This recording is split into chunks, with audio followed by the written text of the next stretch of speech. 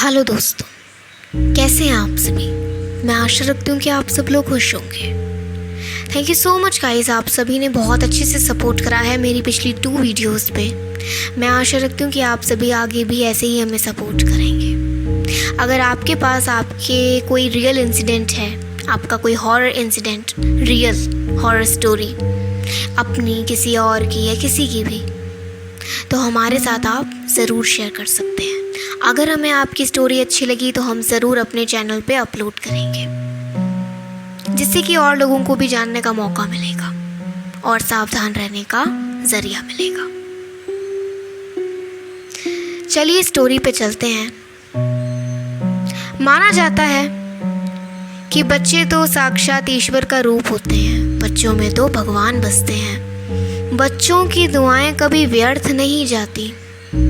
लेकिन तब क्या हो जब बच्चे की आड़ में शैतान ने कब्जा कर रखा हो। हाँ जी, सही सुना आपने। शायद आपको अपने कानों पे विश्वास ना हुआ हो, लेकिन आज की हमारी रियल हॉरर स्टोरी कुछ ऐसी ही है। तो जी, ये स्टोरी हमारे एक सब्सक्राइबर की है जिन्होंने अपना असली नाम लेने से मना किया है। तो जी, उनका नाम रख लेते हैं सुप्रिया। सुप्रिया बताती हैं कि ये जो कहानी है, ये जो घटना है, ये मेरे फ्रेंड के साथ घटी थी, जिनका नाम हम रख लेते हैं अंजलि। ठीक है, अंजलि के साथ ये घटना घटी है और सुप्रिया ने हमें बताई है। तो आइए चलते हैं, अंजलि की ज़ुबानी सुनते हैं।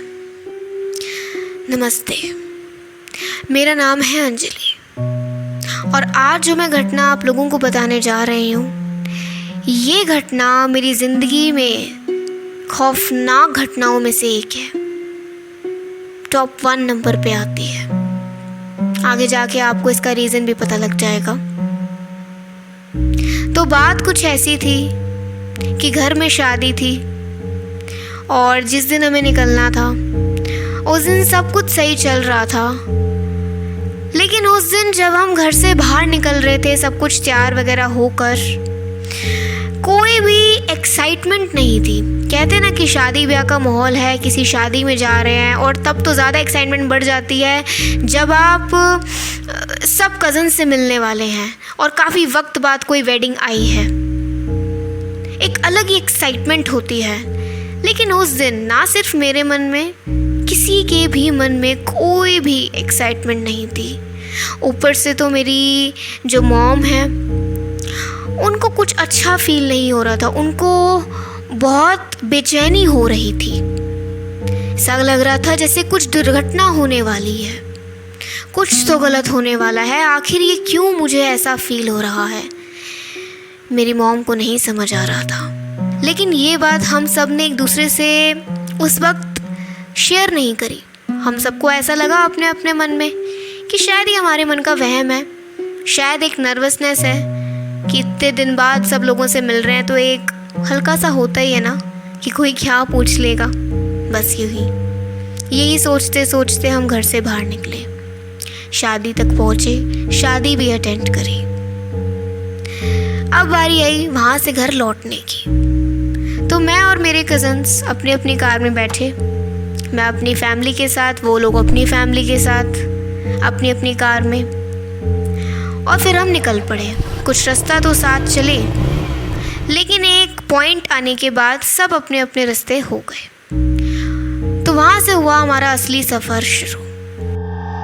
लेकिन फिर भी हिम्मत जुटाते हुए हम आगे बढ़े। आखिर हम 5 लोग थे एक ही कार में, तो हिम्मत तो कहीं ना कहीं आ ही जाती है ना।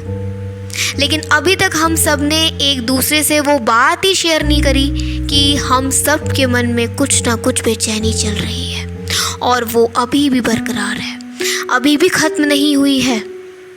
तो ऐसे ही रास्ते पे आगे कार बढ़ती है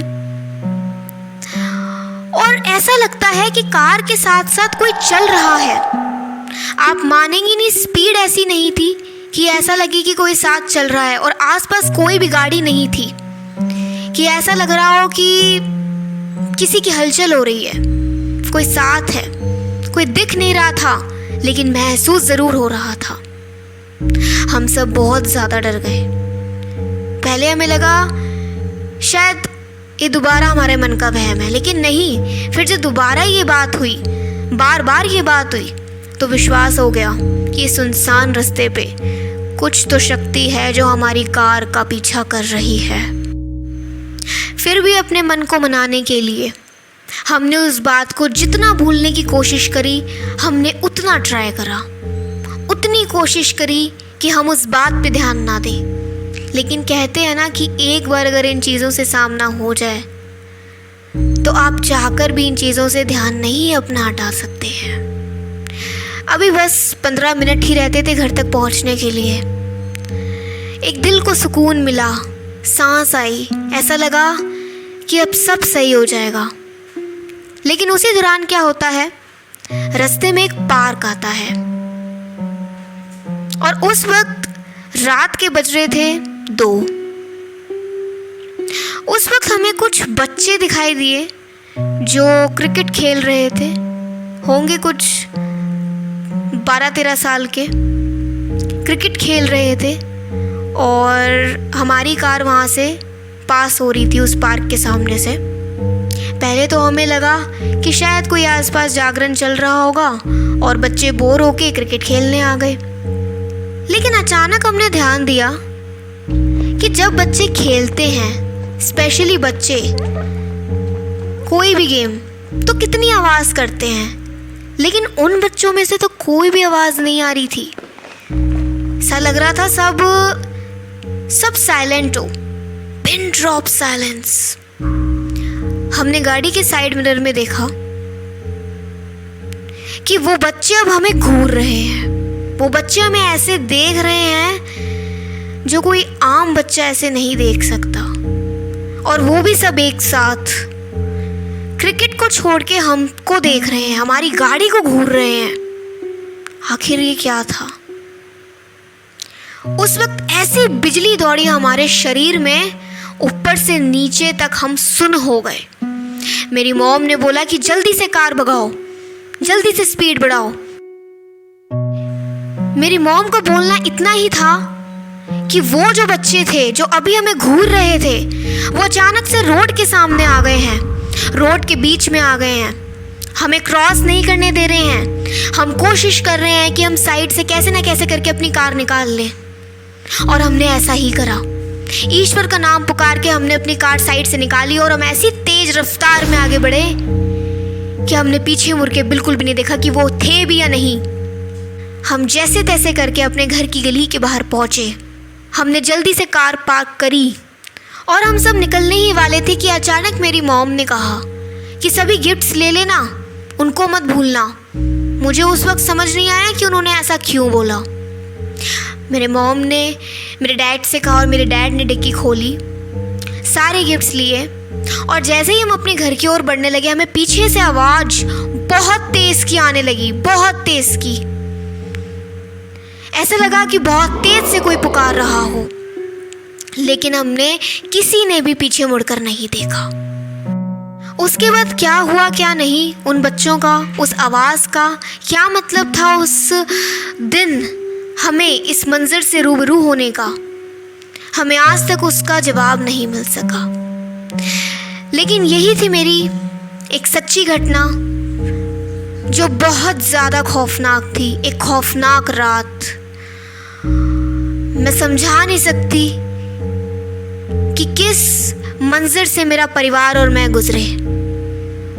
होपफुली हमारे परिवार के साथ कुछ गलत तो नहीं हुआ, लेकिन उस दिन अगर हम हल्की सी भी हिम्मत नहीं करते तो शायद आज वो बच्चे हमें अपने साथ ले जाते। वो बच्चों की आड़ में जो शैतान था वो ना जाने क्या कर देता। यही थी मेरी आप बीती। तो यही थी गाइस आज की घटना, सुप्रिया जी ने जो हमें अंजलि जी की सेंड करी। आखिर हमें उनके असली नाम तो नहीं पता, लेकिन इस असली घटना से हमें सीख ज़रूर मिलती है कि कभी हिम्मत ना हारे, कभी कोशिश करनी ना रोके, ईश्वर का नाम लेते जाएं तो हर मुश्किल से आगे बढ़ते जाएंगे, हर मुश्किल से बचते जाएंगे। अभी के लिए इतना ही। अगर आप सबके पास कोई अपनी रियल हॉरर स्टोरी हो या अपने अपनों की, अपने किसी फ्रेंड की, अपने किसी नेबर की, तो हमारे साथ हमारी इंस्टा आईडी पे ज़रूर शेयर करें। अभी के लिए बाय बाय।